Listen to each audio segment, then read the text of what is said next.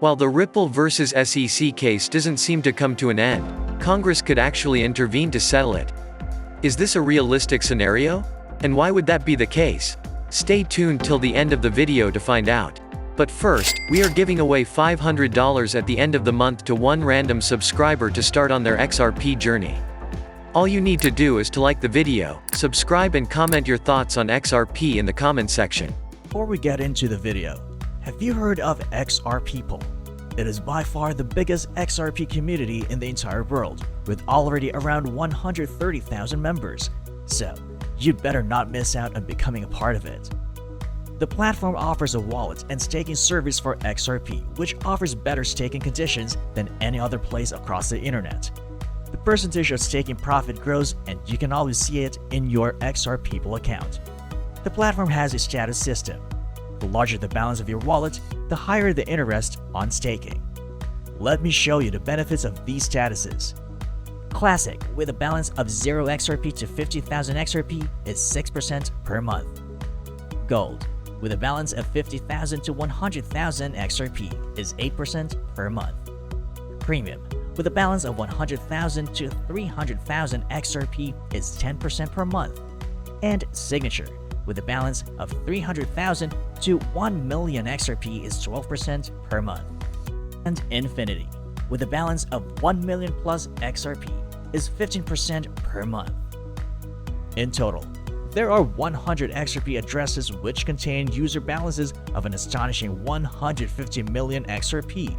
So, make sure to join it ASAP and start earning some extra bucks by hopping on the link we've noted down for you in the description box.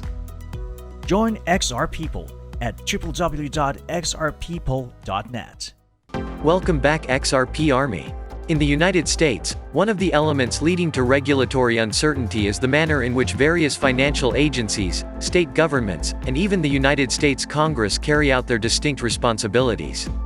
This is especially true when it comes to the crypto sector, as previously stated. Ripple, a blockchain company based in San Francisco, is one of the blockchain businesses that understands this concept quite well. Ripple's CEO Brad Garlinghouse called on the United States Congress to play a leading role in addressing the regulatory issue around cryptocurrencies during a response to a law professor's query about their opinions on stablecoin laws. While Garlinghouse holds this point of view, he is not the only one who holds this viewpoint. General Counsel Stuart Alderoty of Ripple said that certain members of the United States Congress are seeking to expedite the process by introducing legislation. Mr. Bernanke did, however, express concern that other economies may overtake the United States if it continues to postpone its decision on the matter. During this process, the executive referred to the European Union as an illustration. Investing expert Anthony Pompliano has urged the United States to take the initiative and lure crypto innovation to its borders after it was discovered that Bitcoin is unlikely to be outlawed in the nation. He underlined the need of providing a conducive environment for those who work in the business, and he provided an idea of the strategy that regulators may adopt by declaring that, "We will incentivize you to come here. We will give you a sandbox to play in that will not be onerous from a regulatory standpoint. We will give you an advantageous tax environment to come in to build this." Pompliano also indicated that the Securities and Exchange Commission and the Federal Reserve would have neither the jurisdiction nor the competence to restrict cryptocurrency exchanges or transactions. As a matter of fact, even SEC Chairman Gary Gensler has emphasized that any crypto ban would be the result of a decision taken by Congress, not the Commission. Because of this event, Garlinghouse's petition took on a whole new level of significance. The question of what will happen with the SEC versus Ripple Labs case, on the other hand, remains unanswered. In light of the discovery deadline having been extended to the 14th of January, cryptologists are now aware that the investigation will continue until at least the end of this year. Authorities in Australia, according to a spokesperson for Ripple, have included Ripple's recommendations into an analysis of their fintech regulatory framework, which was released on October 24.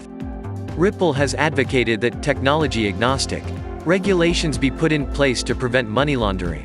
Blockstream, a blockchain company located in San Francisco, has likewise argued for a principles-based approach rather than a prescriptive framework in its blockchain initiatives. In the end, The company advised a risk-based approach to secure the ecosystem while also encouraging private sector engagement and investment.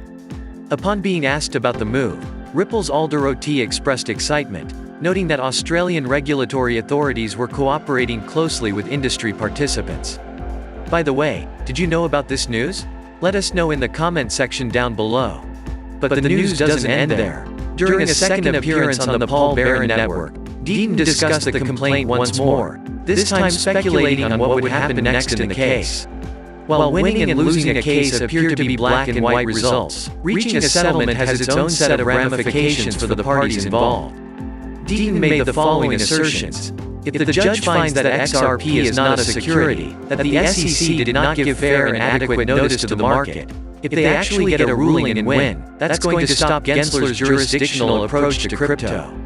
Because at that point in time, really, the SEC would only have jurisdiction over a pure ICO type of offering. He went on to state the following, so it is quite possible that the SEC settles with Ripple so that they can still potentially go after other cryptos.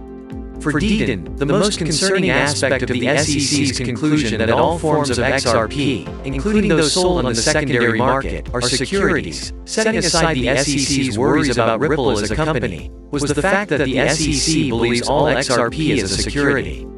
As for Deaton's own personal horror story, he gave his opinions on the subject.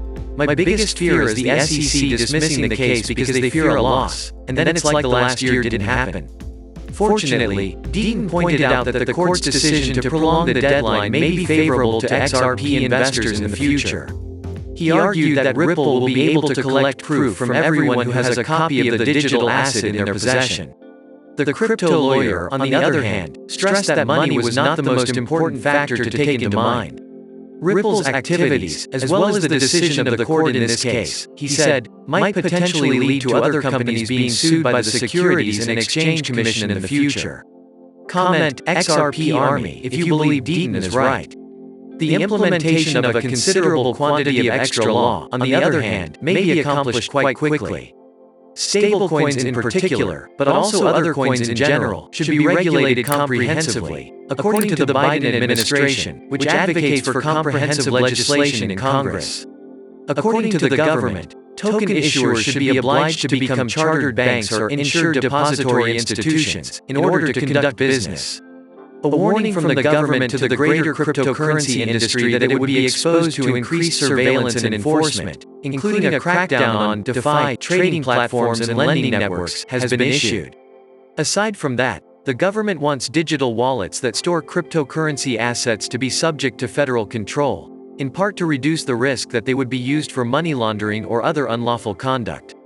The administration also wants big coin issuers to be designated as systemically important firms, which would subject them to oversight by the Financial Stability Oversight Council, which is responsible for limiting financial risks in the market. Do you agree that this could have a massive impact on XRP's price?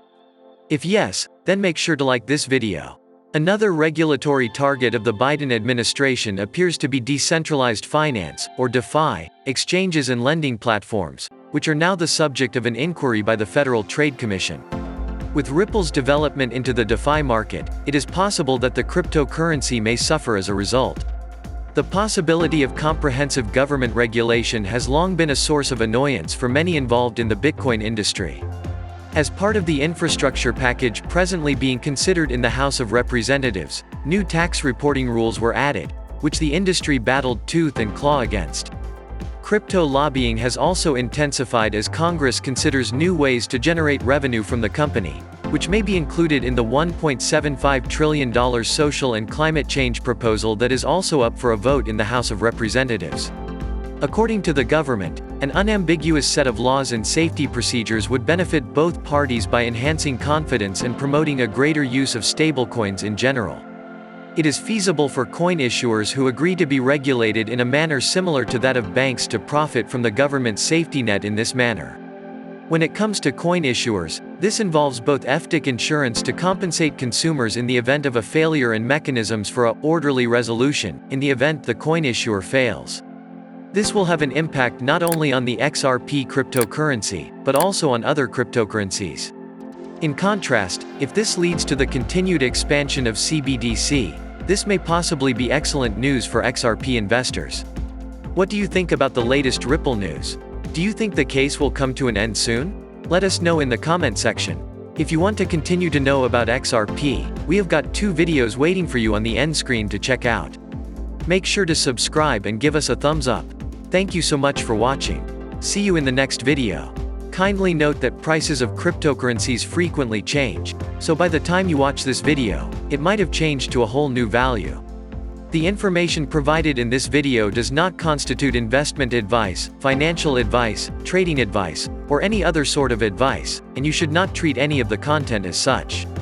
The content in this video is for educational purposes only and hence should not be considered financial advice. Do conduct your due diligence and consult your financial advisor before making any investment decisions.